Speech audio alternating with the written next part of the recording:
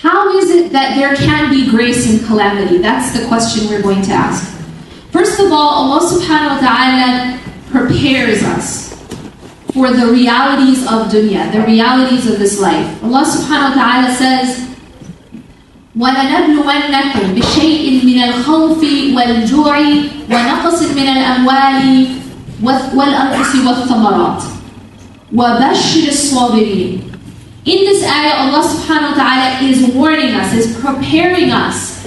وَلَنَبْلُوَنَّكُمْ. First, Allah actually, there's ways in which Allah subhanahu wa ta'ala puts emphasis. In the Arabic language, there's ways to put emphasis on something. Kind of like in English, you would say indeed, right? Or verily, if we were to use those kinds of terms. But it's really to put emphasis. And here Allah puts emphasis with the letter lam. وَلَنَبْلُوَنَّكُمْ. Indeed, you will be tested. We will test you. بِشَيْءٍ مِّنَ الْخَوْفِ. With some bit, some part of fear. Something of fear. شَيْءٍ مِّنَ الْخَوْفِ. If it feels like that in this life, then what would it feel like in the next? When you experience a little bit of something, it's kind of like, some people have this idea that, if you get burned by something, it just takes one time to get burned, and you won't even go close to it again, right? Yes or no, right?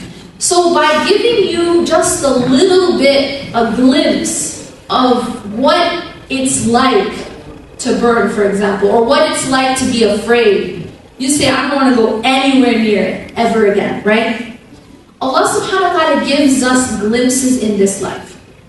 He gives us glimpses of both Jannah and Jahannam.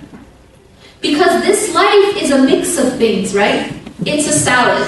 There are really great things and there are really bad things. And we have both in this life. We experience and we see both. And what that does is, it makes us, on the one hand, when you go into a department store, and if that merchant wants you to buy the bottle of perfume, what do? What do they have at the counters? They have something called samples, right? You go into the department stores, they pass out samples. Or if you go to the grocery store, on the weekend, sometimes then they'll have samples of a certain meal, right? Because they want you to buy it. So what you do is you give someone a sample of something really good, so that they'll want to buy the whole bottle. Allah gives us samples in this life of things which are really good. For example, Allah shows us what it means to be happy. He gives us a sample of something called happiness. He gives us a sample of something called love. He gives us a sample of the trees and the beauty of the trees. He gives us a sample of rivers. Am I right? He gives us these things. He gives us pomegranate, right? Fruit. But are these like the pomegranate in Jannah? Are these like the trees in Jannah? No. But they're a sample. And when you see that, it makes you want the real thing, right? It makes you want to buy the whole bottle because you tried it out and it was amazing. Imagine, if you like love that much in this life, if you like your spouse that much in this life, what are they like in Jannah? What would that be like in Jannah?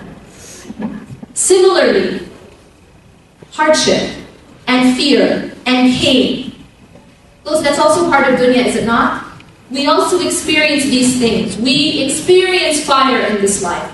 We experience, pus. We know what pus looks like. We know how disgusting it is, right? We know what boiling water looks like in some right sense, at some level.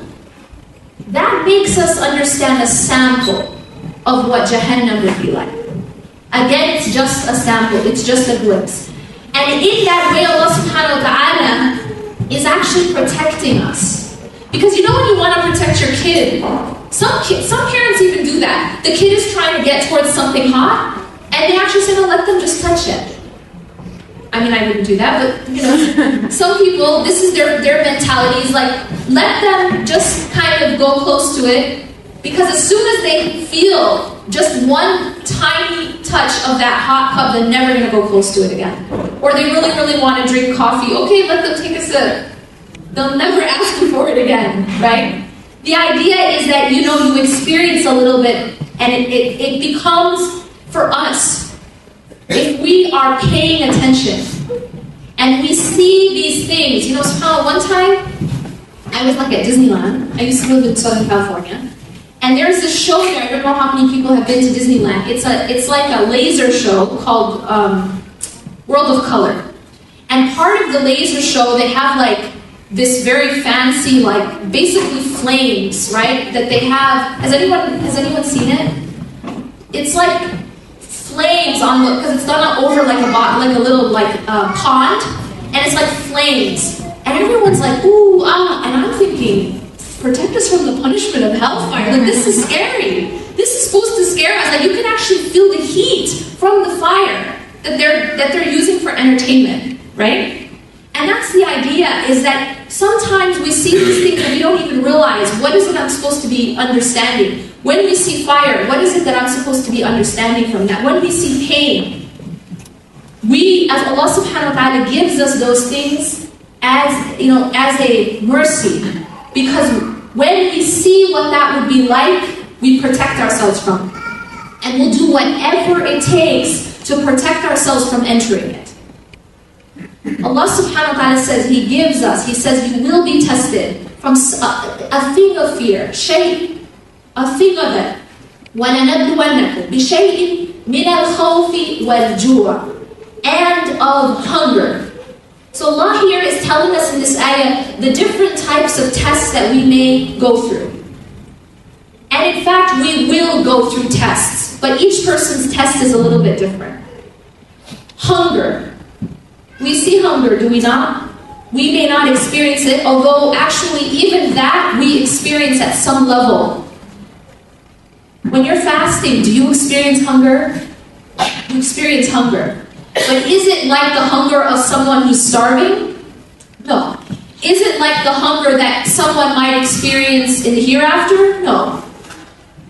But we experience something of it. Again, it is to show us and to make us protect ourselves. Allah subhanahu wa ta'ala tells us, قُوا أَنفُسَكُمْ وَأَهْلِيكُمْ نَارًا. Protect yourselves and your family from the fire. وَقُودُهَا النَّاسُ وَالْحِجَارَةُ, that the stones of which, or the fuel is people and stones. Allah wants us to protect ourselves from these things. We see glimpses so that it will motivate us to protect ourselves from the real version. Okay. شَيْءٍ مِنَ الْخَوْفِ وَالْجُوعِ وَنَقْصٍ. Now Allah gets into the concept of loss. Naqsin, loss. You will not go through this life without losing something, right? It's not possible.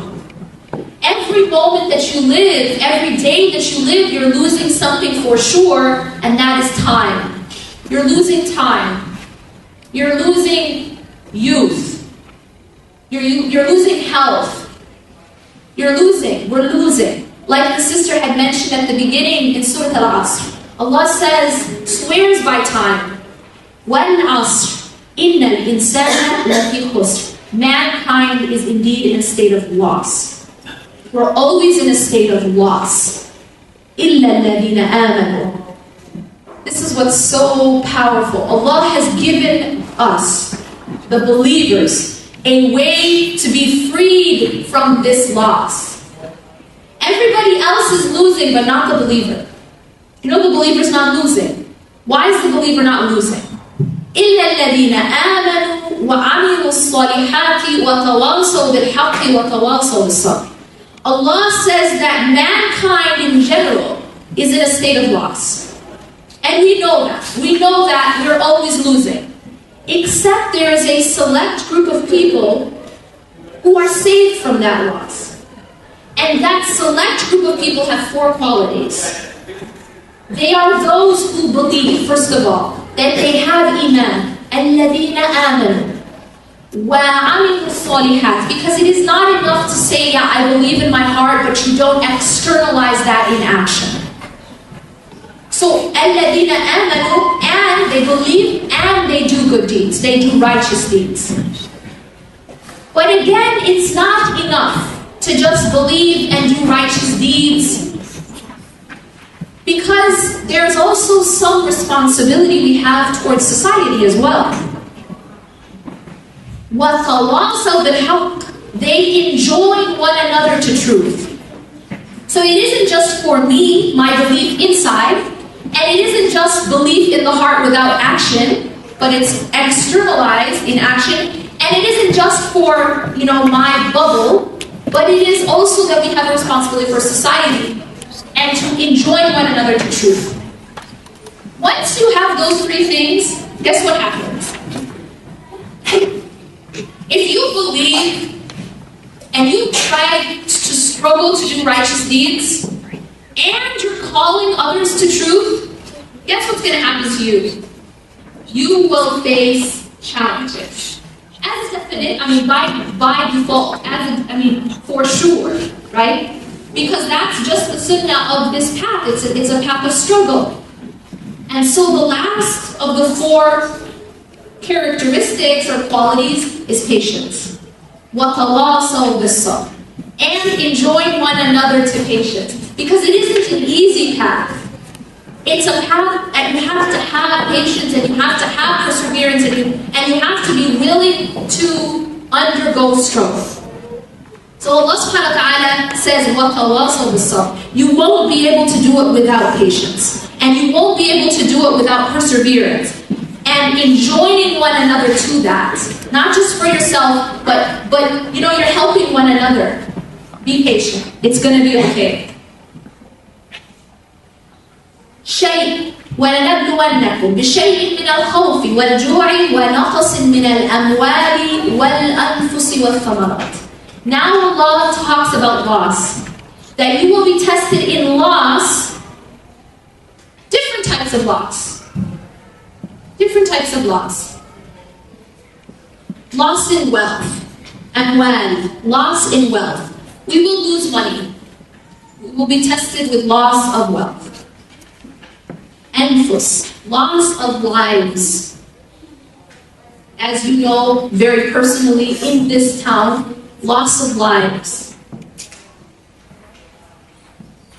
Loss of fruits. Thamarat.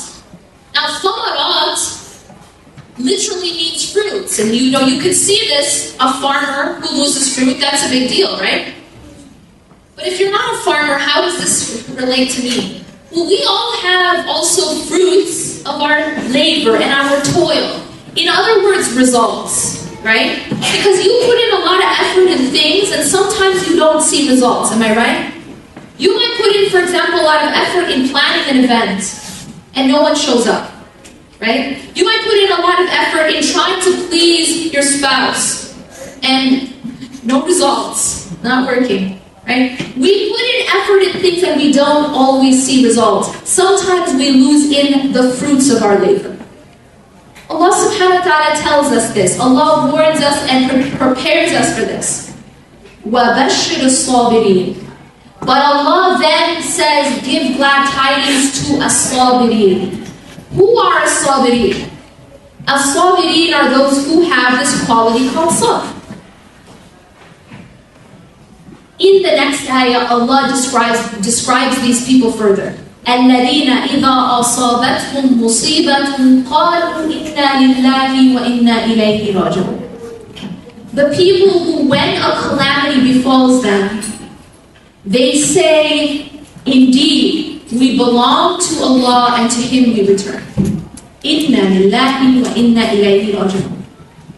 Here Allah subhanahu wa ta'ala is saying that there are glad tidings for the people who responded this way. What is the response of inna lillahi wa inna ilayhi raji'un? A lot of people think that this is a response of the tongue. It may be a response of the tongue, but it is not just a response of the tongue.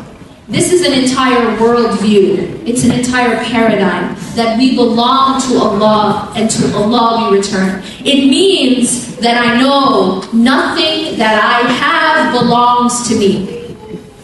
Nothing that I have belongs to me. And that means everything. That means my own body. That means my own health. That means my own intellect. My own children, my own spouse, my own money. If it doesn't belong to me, then how can I get angry when it's taken away? The problem is we really believe that it belongs to me. This is my money, this is my body, this is my children, my spouse. How dare you take it away from me? This is the attitude that this is the disbelieving attitude to loss. Because if something belongs to me, this is my water bottle, right? And someone comes and snatches it out of my hand, I'm gonna be rightfully angry, right? I have the right to be angry because someone just stole my property. But if this actually doesn't belong to me, but it belongs to the sister who was up before me, and she comes back and takes it, do I get angry? Do I get angry? Why do I not get angry? Because I knew it belonged to her, and to her it returns. It has to do with how I view everything that I have. What I have, is it a gift? Or is it from me? Does it belong to me or does it belong to Allah? The more that we realize that everything we have belongs to Allah, the easier it is to respond with patience. Because if a really generous friend lets you borrow their car for years, because your friend is generous, and 5 years go by, 10 years goes by, you can keep it. You can keep it. After 15 years, if it's still running, they say, give me my car back, or they want to take their car back. Now, there's two possible responses to that scenario. The first person who knows and remembers, 15 years ago, my friend let me borrow this car, doesn't belong to me, belongs to my friend, here you go, take it back. You might be sad because you got kind of attached to the car, right? And now it's a little bit more inconvenient, but and the heart of it is that it wasn't mine to begin with. And so your response is, well, it belonged to him, and to him it returns. But what if you had some amnesia, and you forgot? Somewhere along the line, maybe 10 years into it, you forgot that whole process of you borrowing the car, and you somehow thought it was actually yours, that you purchased it, and it's yours. The title's under your name. Now, 15 years later, when the friend comes, knocks on the door, where are my keys? I'm taking my car back now. What's your response going to be? As if the person is stealing your car, right? And that's because you forgot. You forgot. You thought it was your car. So many of us are in that situation. We forget. We thought it was our child. We thought it was our money. We thought it was our body. We thought it was our intellect. I own it. It's my job. How dare it be taken away? It's my money. It's my spouse. It's my health. As if somehow we are entitled to being healthy. And if it's taken from us, we're angry. The default is that we're entitled to all of these things, right? That's the default. And so if our default is that I'm entitled to having good health, and having my children, and having my spouse, and having my money, then any little loss, I get angry. I get resentful. I get impatient. Because the idea is, I'm entitled. I own it. But if your default is completely different, is that it all belongs to Allah, then you know what your response is? Gratitude. Gratitude. Can you imagine this generous neighbor just giving you money, like things that don't belong to you, just gifts? Hey, here's a couple $1,000. Here's my car. Here's some clothes. Just showering you. What emotion will you feel? Gratitude. Gratitude. But if you think that you're entitled and it belongs to you, it's not gratitude. It's entitlement. And if you take it from me, it's anger. Anger is related to entitlement, right? Why do people get angry? Well, because they feel their rights are being taken away. It's my right to have this level of money. It's my right to have these things. And if you take it from me, you are oppressing me, and therefore I'm angry. And people, they direct this anger at God, because they see that God has taken something that was their right. Where did these things come from to begin with? Who put you on this earth? Who gave you the ability to think and walk and see and hear? Who gave you all these things that you think you're entitled to? SubhanAllah, human beings are very impatient and very forgetful. Remember I talked about the person who had amnesia? Human beings are all about amnesia. We like have amnesia after amnesia after amnesia. We forget a lot. And in fact, the word for human being is insan, right? Do you know what insan, the root of insan is? It means, it shares the root of the word nisyan, which means to forget.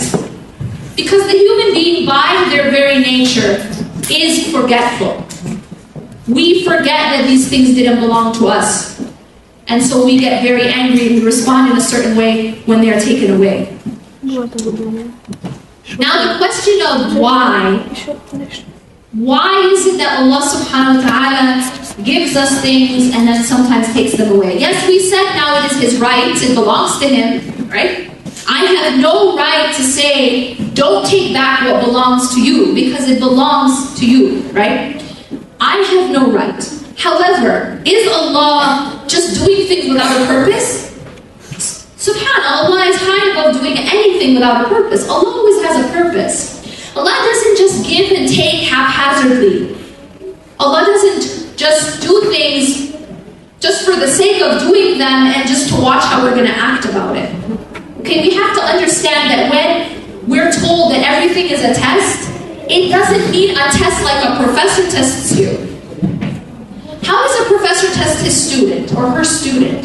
Professor hands the exam, and then professor takes a step back, comfortable chair, and passively watches how the student will do on the exam.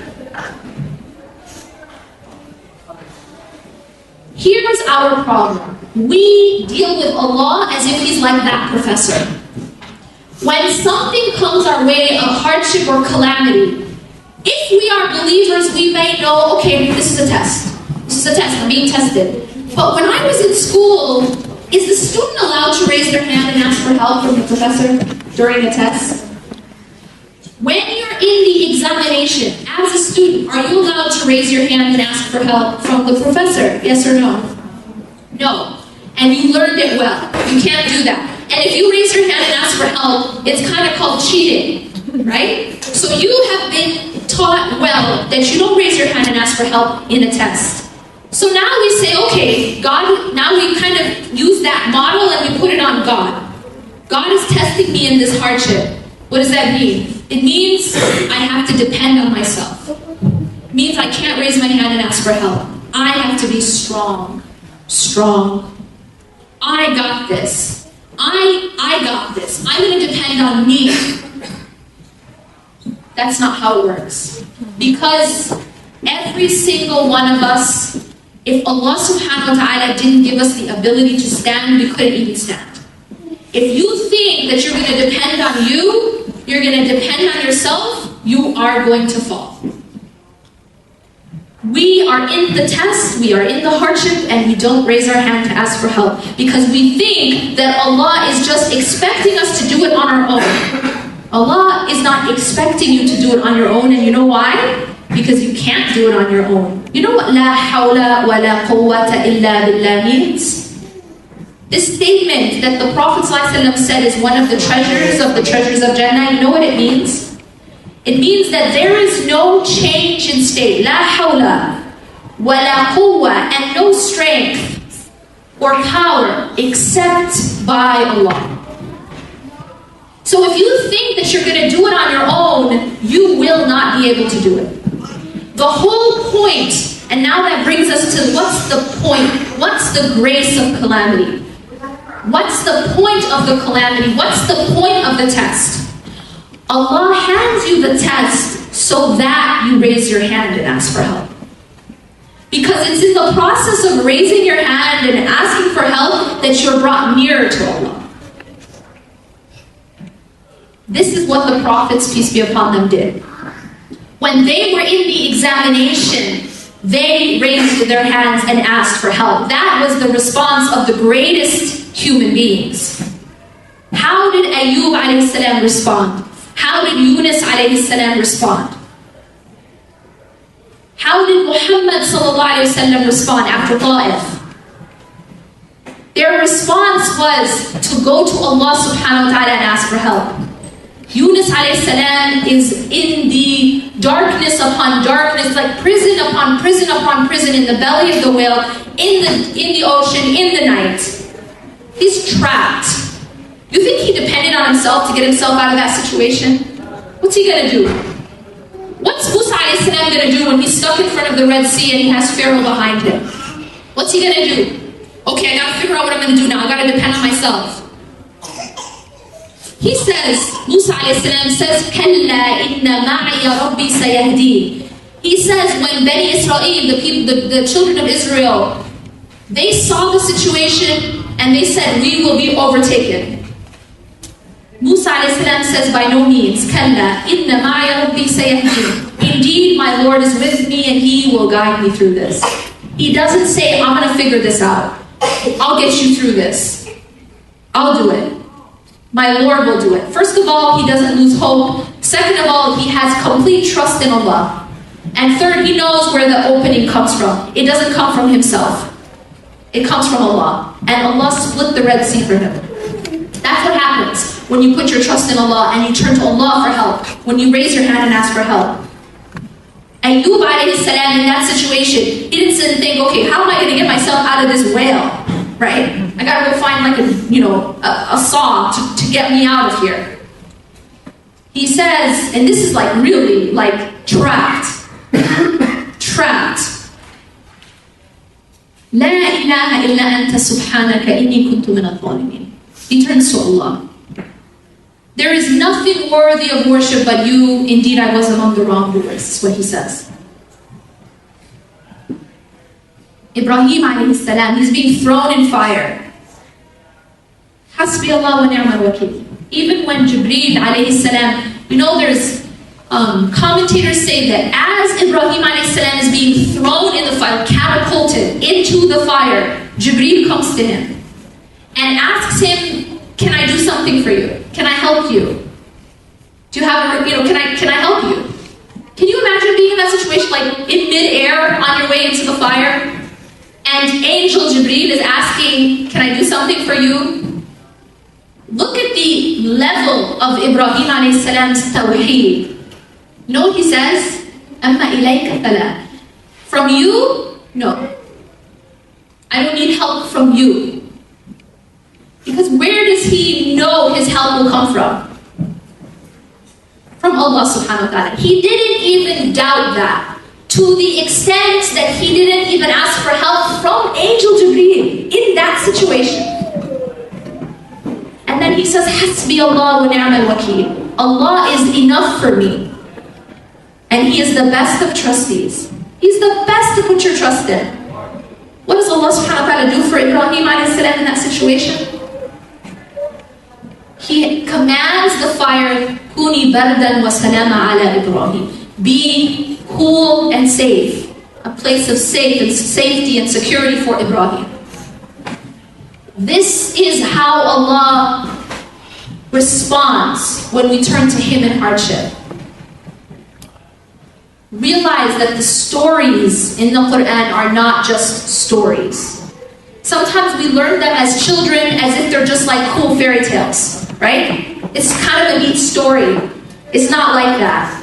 Allah tells us in every single story that He chooses to share with us is a very deep lesson. Ayah. Inna fi dhalika la ayah. Indeed, in this is a sign.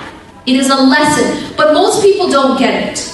We have to read these stories and realize that they are lessons for us, and they are timeless lessons for us. They apply today as much as they did 1400 years ago, as much as they did thousands and thousands of years ago, as much as they will forever. Because Allah subhanahu wa ta'ala is the Lord of everything. They are relevant, and we need to find our own stories in those stories. In that moment where Yunus alayhi salam is turning completely to Allah, in that moment where Ibrahim alayhi salam is turning completely to Allah, in that moment where Musa alayhi salam is turning completely to Allah, and Muhammad sallallahu alayhi wasallam is turning completely to Allah, you know what happens in that moment? That moment is something called tadarra. Tadarra is this very heightened state of humility. And it is in that state of humility that a person is nearest to Allah.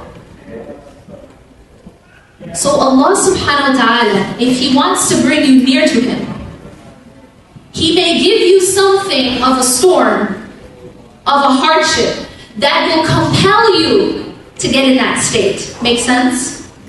Because by sending the storm, you know when the weather is nice? Who seeks shelter when the weather is nice? Anybody? Who's going to go seek shelter when there's no tornado or hurricane or any kind of storm?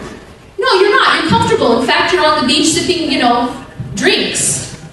But it's when now the siren goes off and the storm hits and you're in the middle of the ocean and you're surrounded and there's nowhere else you can turn. Now even an atheist will turn to God in that situation. So you see how Allah subhanahu wa ta'ala, by sending you that situation that you could not handle on your own, you are forced, you are compelled to turn to Him. That's the grace of calamity. That's the grace, because Allah is bringing you back to Him. Because we as human beings, unfortunately, we are very forgetful. And as soon as things are easy, many of us forget about Allah. Is it not true?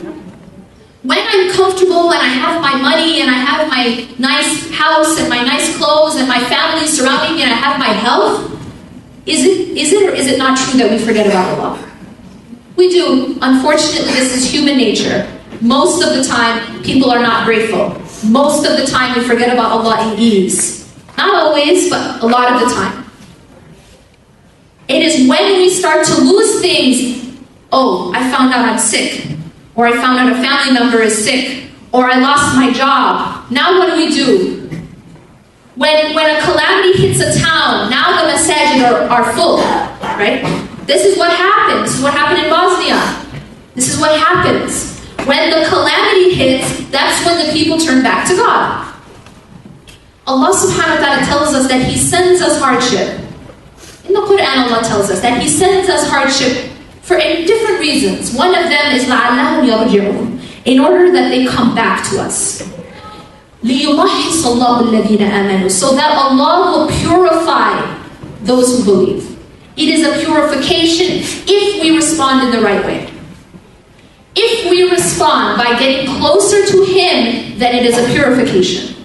Then it is good for us. Then it is a grace. But if we respond by anger at Allah and moving away from Allah, then it is not good for us.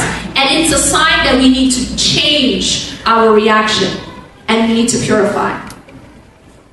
And Allah subhanahu wa ta'ala says that He also sends us hardships in order to put us in a state of tadarra. Tadarra is that state, that intense state of humility and need that we could say Ibrahim a.s. would have been in, Musa a.s. would have been in those situations where you're completely stuck. Now, no one in this room will probably be stuck in front of the Red Sea, right? No one in this room, inshallah, will have to be thrown into a pit of fire, inshallah. No one in this room is going to have to deal with these exact situations that the prophets, peace be upon them, dealt with. But we will be in situations, will we not be in situations where we feel trapped? Will we not be in situations where we lose things that we love? Or things that we love are threatened? We will, right? Those are things that we experience. And when we're put in those situations, the lessons that we learn from their stories should affect how we respond. Allah subhanahu wa ta'ala sometimes sends you hardship, loss, things that wake you up and bring you back to Him and then humble you.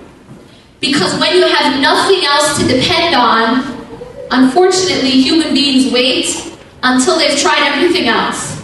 Yeah, you find out you're sick, first thing you do is go for the medicine. That didn't work. Okay, then go to the doctor. That didn't work. Then go to the surgeon. That didn't work. Okay, now go to another surgeon, then another. And it's one means after another, after another, after another. And our dependence is in the medicine. Our dependence is in the doctor. Our dependence is in the surgeon. This isn't to say we don't take medicine or we don't go to the doctor or we don't go to the surgeon. But the dependence is on those things. And it's when those things fail you. Now, I have nothing else to do but pray. You see how human beings are? We have it all switched. We have it all flipped on its head. The first thing we should be doing is going to Allah subhanahu wa ta'ala and depending on Him while we are taking the means. But your eyes are on Allah subhanahu wa ta'ala. You realize that Allah is the one who's going to cure you. And it's Allah who's going to save you. And it isn't the medicine, and it isn't the doctor, and it isn't the surgeon.